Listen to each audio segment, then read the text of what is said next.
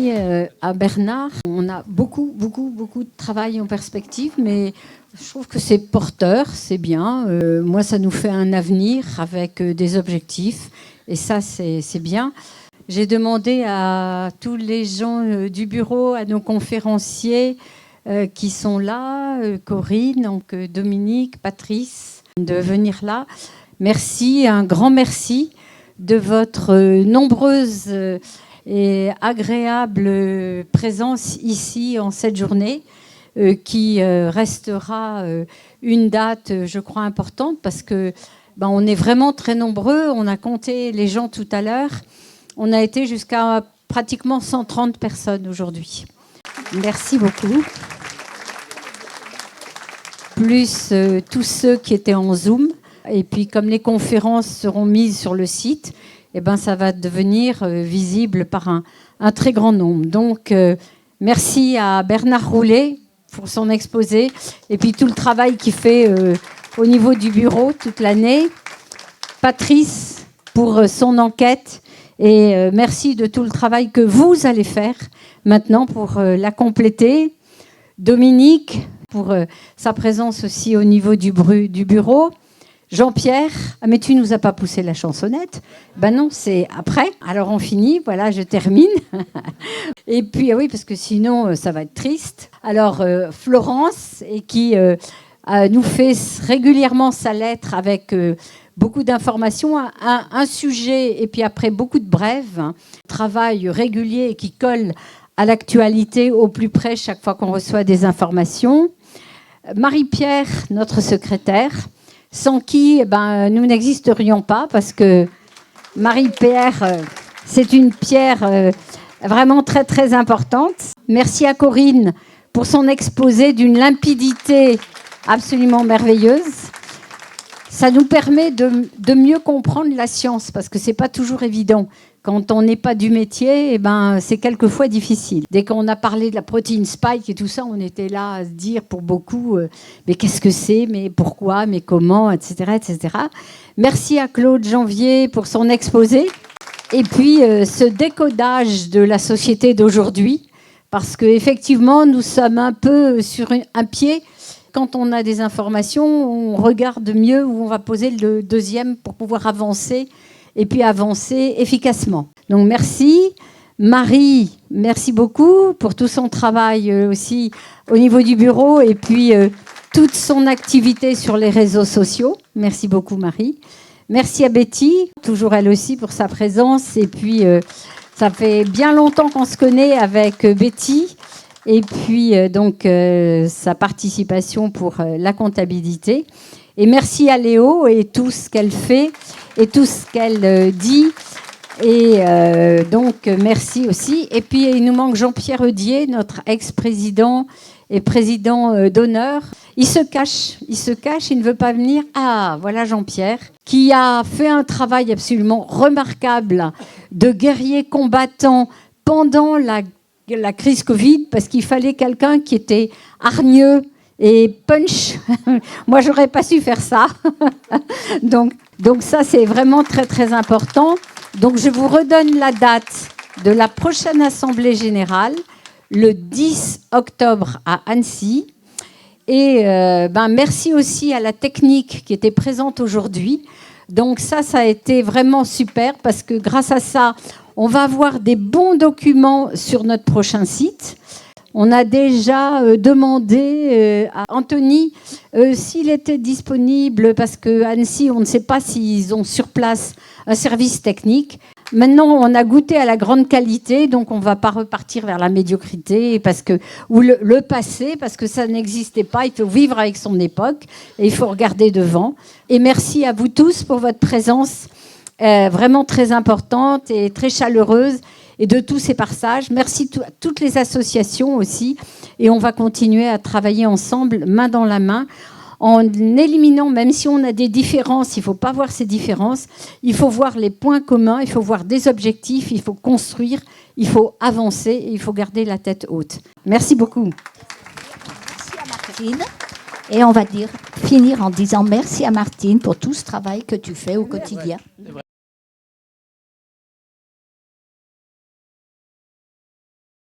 Alors, on m'a demandé quelques minutes humoristiques. Alors bien sûr, comme je vous l'ai dit ce matin, j'ai eu une grosse bronchite, donc je n'ai pas retrouvé toute ma voix. Alors je vais quand même essayer. Et si je n'y arrive pas, eh bien, je vous raconterai comment j'ai traversé la crise Covid, comment j'ai trouvé une méthode pour parler aux gens qui ne veulent pas entendre. Et vous allez voir que c'est pas triste. Alors je vais quand même essayer de vous chanter quelque chose. Est-ce que le technicien peut nous envoyer comme d'habitude? Un peu plus fort la musique, s'il vous plaît.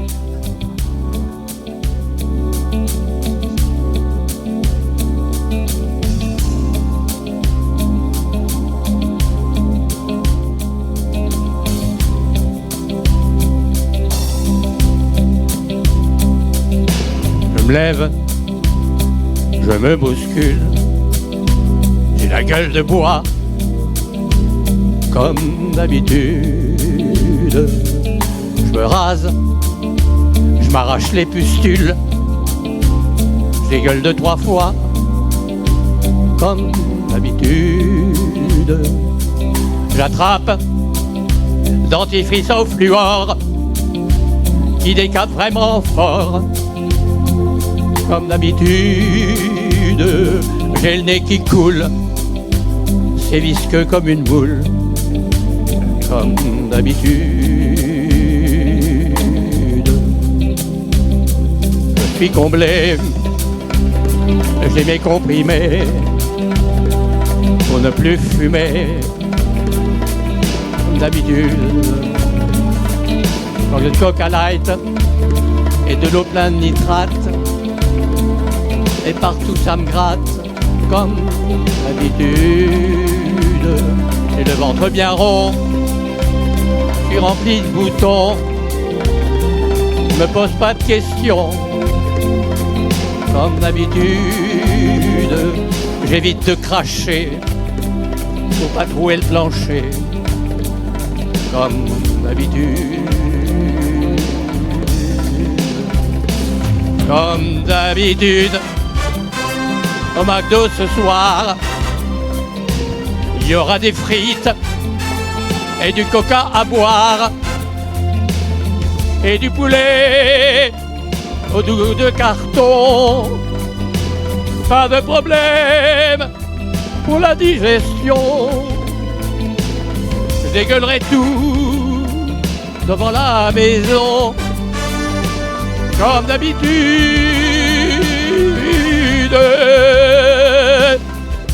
M'appelle petit ami, encore dans son lit. Eh oui mon poussin, est-ce que ce matin, est-ce que tu vas bien? Comme d'habitude.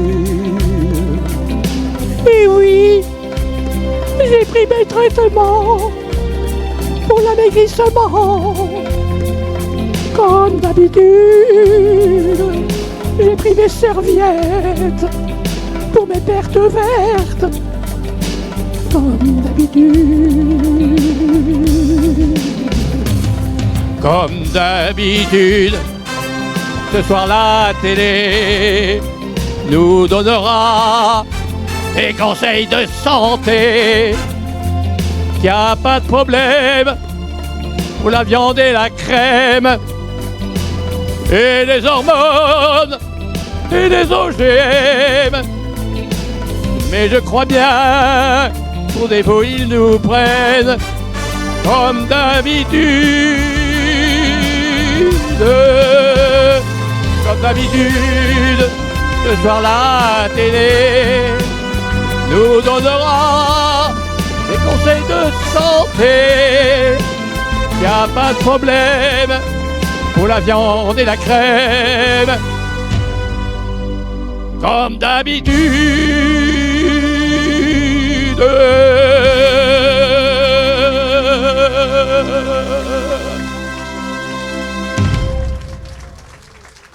Malheureusement pas retrouver toute ma voix pour vous chanter par exemple On a tous en nous un ras-le-bol de cette comédie. Mais j'arriverai pas jusqu'au bout. Alors, je vais vous raconter simplement.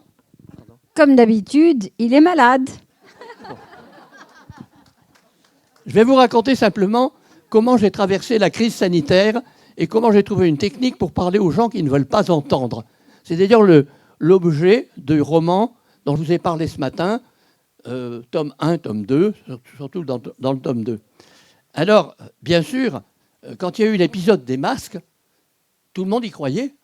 Et je me disais, mais comment faire pour les faire réagir? Ce sont des moutons. Alors, premier exemple, je vous montre. Je rentre dans un restaurant.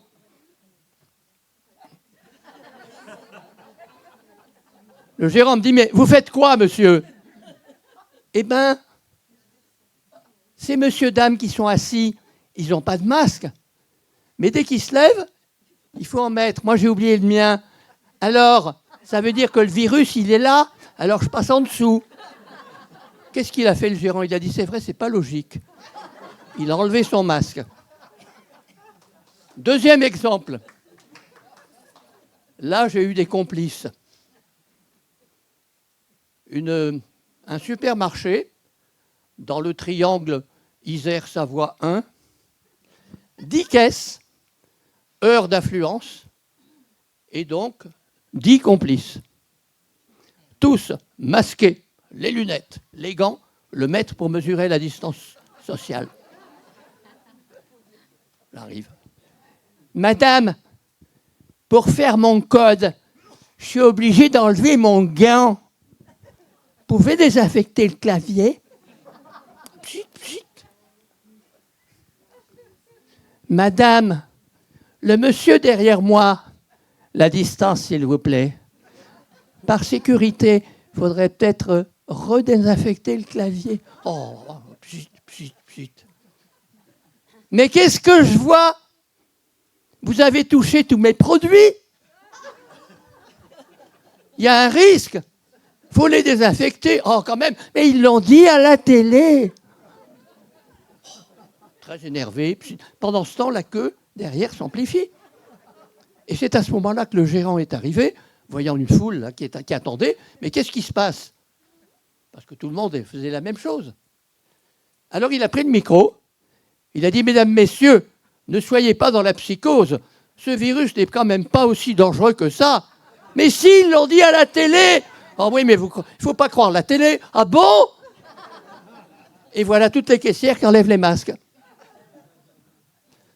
Troisième exemple.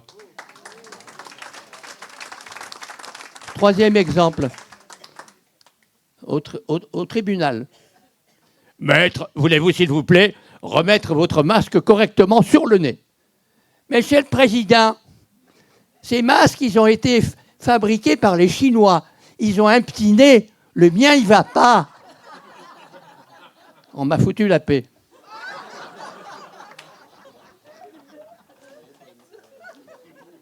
Autre exemple, une station-service en Savoie. Un dimanche matin, il pleut, il n'y a personne. J'entre pour payer mon carburant. Station déserte. Le gérant avait le masque sur le cou, comme ça il n'avait pas le Covid. Bah oui.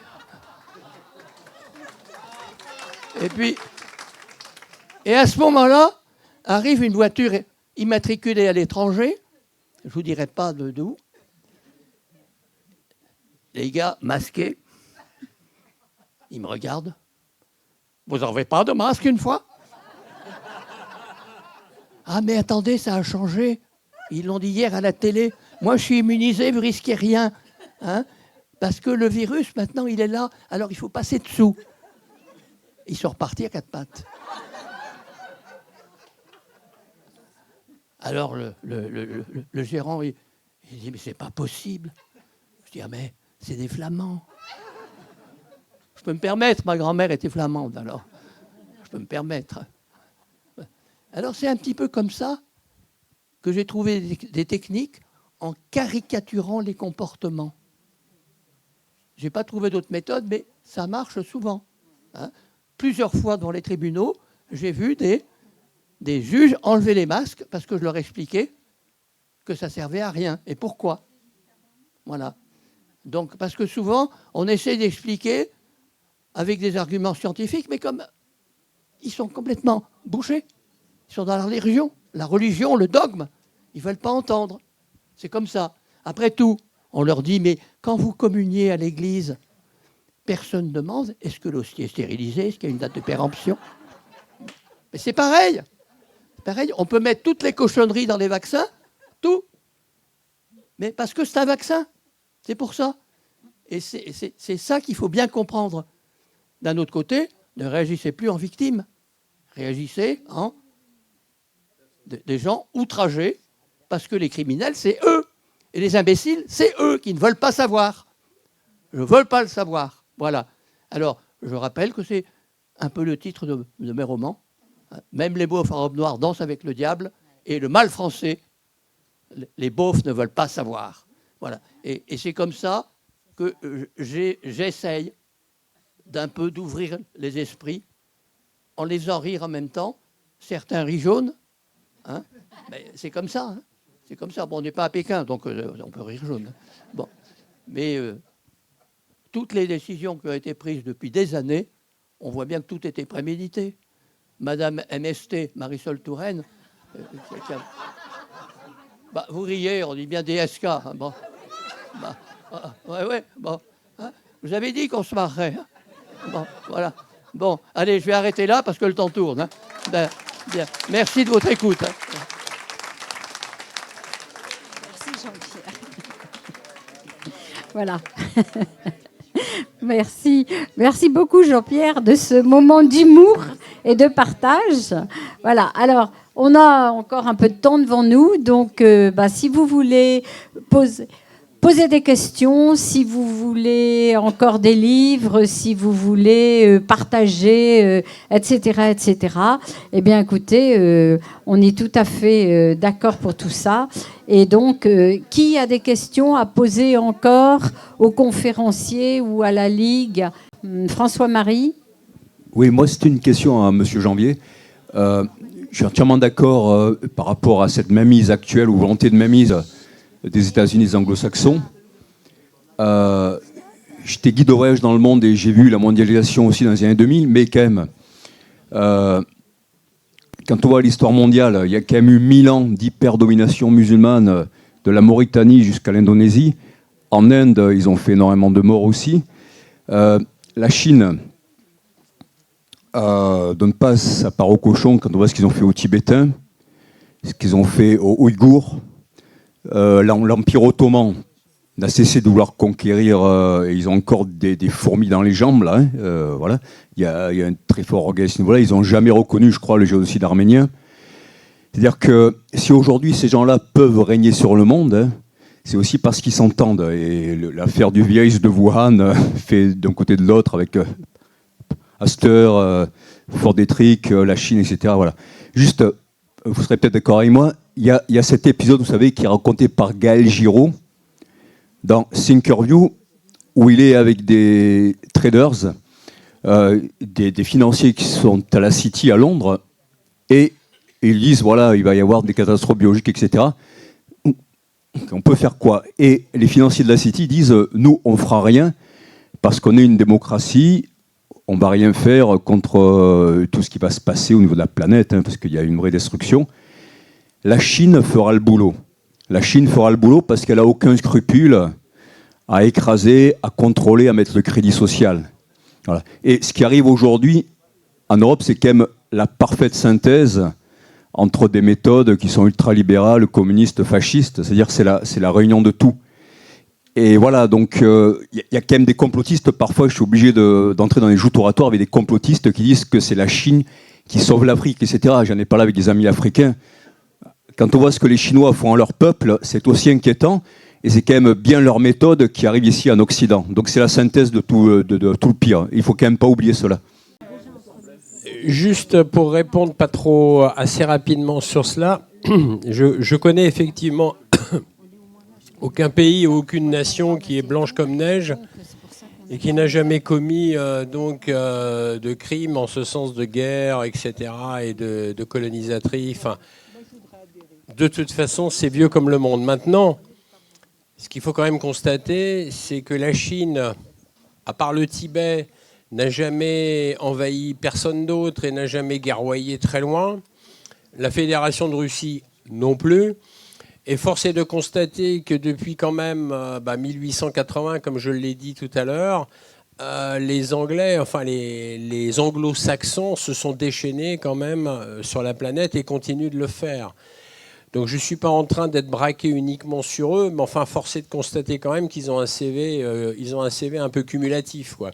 Alors après, que la Chine ne soit pas un pays fantastique, très certainement. Maintenant, d'un autre côté, moi je m'en réfère toujours à des faits.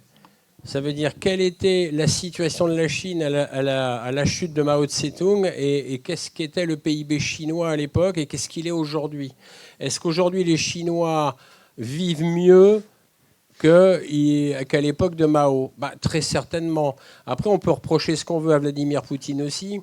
Moi, ce que je rétorque, c'est que quelle était la situation de l'URSS à l'effondrement du mur de Berlin? Quel était donc le PIB russe à l'époque et quel était le niveau de vie d'un citoyen russe? Et qu'est-ce qu'il est aujourd'hui? Quel est le niveau de vie aujourd'hui d'un citoyen russe aujourd'hui sous Vladimir Poutine? En revanche, pour moi, je veux dire, il y a un progrès. Alors après, que tout soit pas rose, qu'il y ait des dissensions, qu'il y ait un crédit social à la chinoise, oui, dans certaines grandes villes de Chine, c'est exact. Maintenant, c'est pas partout.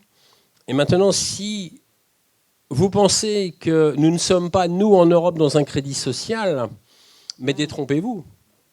Parce que le crédit social, il est vraiment là. J'ai une petite anecdote rapide.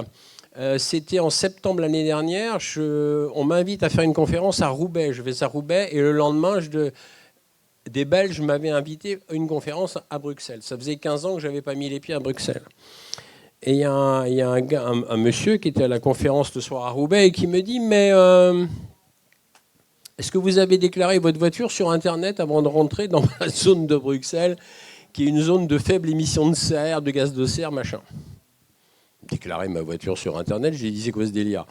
Eh bien, oui, j'ai été vérifié, effectivement. C'est-à-dire qu'aujourd'hui, si vous allez en Belgique, donc à Bruxelles, si vous ne déclarez pas votre véhicule par Internet à la ville de Bruxelles, il y aura deux options. Soit votre véhicule, il est considéré comme pas trop polluant et vous allez juste recevoir 150 € d'amende dans votre boîte aux lettres, soit votre véhicule est très polluant et vous recevrez 375 € d'amende. C'est intéressant. Alors j'ai dû déclarer ma voiture sur Internet. Heureusement pour moi, c'est une voiture relativement récente et j'étais en pastille 1, vous savez, les machins, ouais. Comme Hidalgo l'a voulu à Paris, par exemple. Mais effectivement, ça faisait 15 ans en arrière, je suis allé à Bruxelles, j'avais une vieille ZX diesel, je me suis dit, la vache, en 15 ans, la répression a beaucoup augmenté. Et c'est vrai que quand j'ai eu passé la frontière belge, ça a été une succession de radars automatiques, radars de tronçon, radars automatiques, radars de tronçon. Et en plus, à 20 km avant d'arriver à Bruxelles, il y avait des portiques entiers avec des caméras, on est flashé de tous les côtés. Donc si on n'appelle pas ça du crédit social, je ne sais pas ce que c'est honnêtement. Alors voilà, c'était un petit exemple. C'est pour montrer que rien n'est effectivement... Il n'y a pas un paradis sur Terre. Mais j'essaye de faire la part des choses entre des dirigeants qui essayent d'aller dans le sens du bien-être du peuple et du bien commun et ceux qui, de toute façon, vont faire le contraire. Et pour l'instant, a fortiori... les différents présidents américains, je place un peu Donald Trump pour l'instant un petit peu à part, quoique, mais bon, sur certains points, je ne suis pas en accord avec lui. Mais je veux dire, jusque-là, ça m'a pas... j'ai pas été porté par un élan d'altruisme de la part des présidents américains sur l'ensemble des pays du monde entier. Voilà un peu ma réponse. Merci beaucoup, Claude. Est-ce qu'il y a encore des questions? Alors, j'arrive avec le micro. Alors, j'ai pas vu qui avait levé la main. Voilà. Alors, merci à tout le monde. Moi, ce que j'aurais voulu savoir, c'est ce que vous pensez de l'avenir. Est-ce que vous nous voyez sortir de là et comment? Enfin, comment? Comment on peut voir la suite? Parce que là, l'euro numérique se pointe. On voit plus que des menaces, ça y est, notre santé a été vraiment... Notre santé est menacée. Comment ? Parce que tout ça, ce sont des choses épouvantables, quoi, qui sont en train de se préparer, là. C'est tout à fait exact. J'ai bien peur d'être un peu tranchant, si vous voulez. Soit on continue, je parle en tant que pays, là, à rester sous le joug de Bruxelles en tant que capitale politique, c'est-à-dire sous la domination de l'impérium US, et on ne s'en sortira pas. Soit on sort effectivement de l'Europe en tant que capitale politique, enfin de Bruxelles en tant que capitale politique, et on aurait peut-être une chance de s'en sortir, mais je veux dire, il ne faut pas se leurrer, hein. On ne réformera pas le Parlement européen de l'intérieur. Ça, c'est d'une bêtise sans nom quand j'entends certains politiques. Oui, on va se faire élire député, on va réformer de l'intérieur. Mais c'est du pipeau. Ils vont réformer quoi ? Le Parlement européen, il est bourré de commissaires qui prennent les décisions. Ce sont eux qui prennent les décisions. Ils ne sont même pas élus par le peuple. Les députés européens, à part une poignée de courageux, le reste, ils sont vendus. Ils sont vendus aux classes dirigeantes. Donc de toute façon, c'est simple. Ou on sort de l'Europe en tant que joug de l'impérium US, ou alors on continue à le subir. Il n'y a pas 36 millions de solutions. On subit ou on sort. Je suis désolé, hein, mais maintenant il faut arriver à des conclusions. Enfin, je veux dire, on peut pas tergiverser, quoi. Je veux dire, ou on continue comme ça et de toute façon ça va s'empirer, c'est d'une évidence absolue. Je suis désolé, hein, je suis pas très... Mais je dis ça avec le sourire en plus parce que je reste optimiste, parce que je pense qu'effectivement, comme je le disais tout à l'heure, tout peut changer. Je veux dire, ça dépend d'une majorité de gens. C'est-à-dire qu'on peut tous réfléchir et rentrer dans une désobéissance civile non violente. Mais comme il y a encore une majorité de gens qui ne le font pas, bien évidemment, les choses peuvent empirer malheureusement. Ceci dit, tout n'est pas perdu, hein. Voilà. Moi, je voulais réagir aussi à M. Janvier, là, puis aux autres intervenants, qui ont notamment la personne qui a présenté Kennedy. Moi, j'essaie de faire une synthèse un petit peu de tout ce que j'ai entendu. Ce que je retiens, c'est que ce soit BlackRock ou d'autres groupes, ils sont en concurrence les uns avec les autres, mais que ceux qui sont les gardiens du temple, en quelque sorte, ceux qui sont là parce qu'il y a une nécessité qu'ils soient là, ce sont les représentants des États, quels que soient les États. Parce que si l'État n'existait pas, l'État actuel, hein, dans le système économique dans lequel on est, si l'État n'existait pas, tous ces groupes-là seraient incapables de mettre en place les mesures qu'on dit économiques ou politiques, qui nous écrasent de jour en jour. J'en parlais tout à l'heure à propos de ce qui se passe dans la santé, mais c'est ça. Ce sont les États qui sont garants, les gardiens du temple. Donc à un moment donné, il faut se poser la question, sont-ils bien nécessaires ? Si vous voulez, je peux faire un embryon de réponse. C'est-à-dire qu'un État est nécessaire quand même, parce que les gens ne vont pas se diriger tout seuls, ça j'y crois pas. En revanche, l'État, enfin les hommes politiques ne devraient pas être des criminels. Et le problème, c'est qu'à la tête de nos institutions, à la tête de l'État, et bien trop souvent même de toutes les institutions publiques, nous avons de véritables criminels. Il faut appeler un chat un chat. Le problème, c'est qu'on est dirigé par une bande de criminels qui sont en train d'adouber d'autres criminels et de protéger d'autres criminels. Et en réalité, il n'y a pas de justice, il n'y a pas d'éthique. Il y a cruellement une absence de justice et d'éthique. Il est là le problème. C'est-à-dire que tant qu'on n'aura pas une justice intègre et éthique, on ne s'en sortira pas aussi. C'est d'une évidence absolue. Parce qu'à quoi sert normalement une vraie justice ? C'est-à-dire que celui qui fait un écart, il se prend une claque derrière le dos, il se dit « Ah oui, là, j'ai merdé, pardon, excusez-moi le mot. Ah oui, je vais rentrer dans le droit chemin. » Mais tant qu'on n'a pas ça, il n'y a pas de garde-fou. C'est-à-dire qu'on est dirigé, effectivement, par une bande de criminels en col blanc. Ils font ce qu'ils veulent. Ils pillent, ils s'accaparent les richesses du pays et évidemment, ils vont protéger d'autres criminels. Tout à l'heure, effectivement, Corinne et les autres intervenants, ils ont exposé les véritables criminels, mais ce sont des criminels, ces gens-là. C'est pour ça qu'ils agissent comme ça. Parce que moi, je me pose la question, mais comment on peut avoir le cerveau torturé au point de mettre au point des virus tueurs ? Faut quand même le faire, quand même, quoi. Je veux dire, être torturé, être malade mental à ce point-là, mais c'est quand même infernal, quand même, quoi. Vous voyez ce que je veux dire? C'est ça qu'il faut réaliser. C'est que malheureusement, trop souvent, on est dirigé par une bande de criminels. Ah. Et il est là le problème. Alors après, on a des États dévoyés. Et de toute façon, le chaos est directement proportionnel au manque de justice et d'éthique. Ça, c'est évident aussi. Y a-t-il d'autres questions? Oui, moi. Ah, madame, posez votre question. Oui, moi, c'est plutôt une petite question très terre à terre. Il paraît que dans quelques mois, nous allons avoir un kit de survie envoyé par Emmanuel Macron.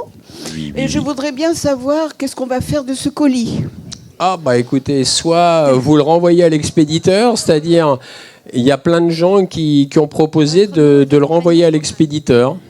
Comme ça, l'Élysée va avoir un retour, il va pouvoir empiler les kits de survie. Ou alors, vous le gardez, vous regardez ce qu'il y a dedans. Je sais pas, c'est à vous de choisir. Hein. C'est un manuel, hein, c'est pas un kit, hein, je crois. C'est un manuel de survie. Hein. Moi, j'ai compris que c'était un manuel. Je sais pas, kit, je sais pas. Bon, tout le monde a posé ses questions.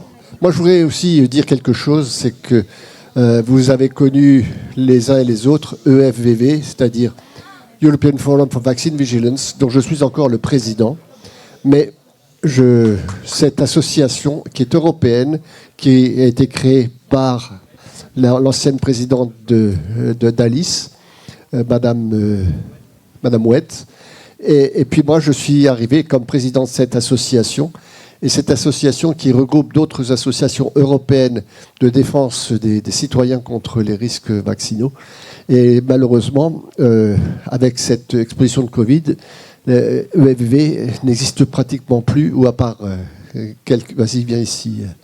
Alors, j'ai confié la gestion de l'association à François-Marie, voilà, qui est là.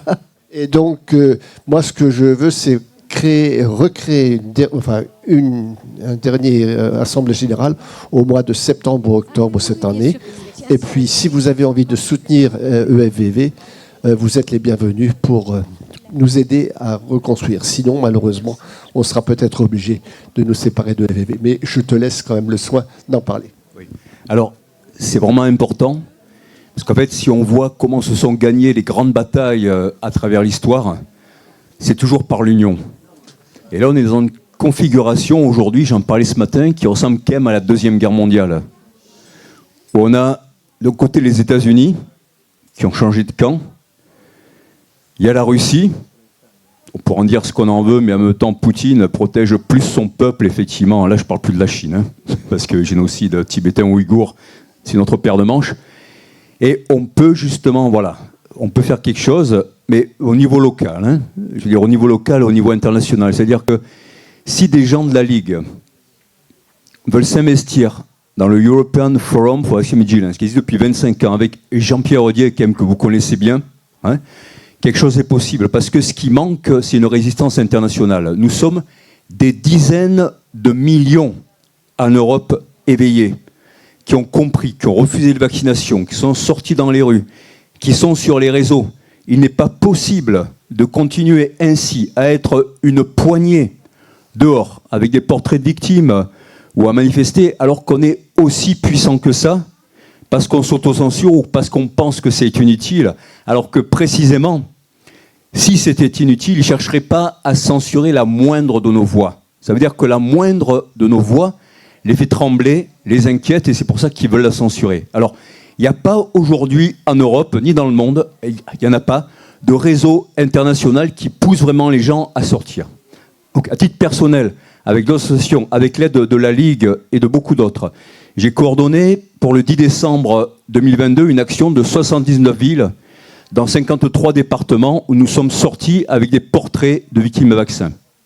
Grâce à Amrita Tejas de Isofia International, une Italienne habitant en Suisse et amie de Jean-Pierre, j'ai coordonné aussi une action mondiale le 13 mai 2023 où là il y avait 20 pays, pareil. Certains ont manifesté pour la première fois. C'était la première fois qu'en Espagne, avec Natalia Prego et d'autres, ils ont manifesté.